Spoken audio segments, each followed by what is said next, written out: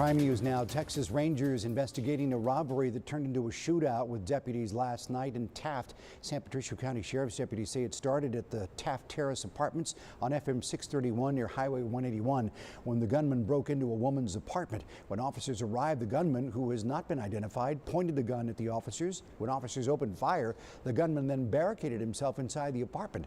Officers say during the exchange of gunfire, the victim, who lives in the apartment, was hit.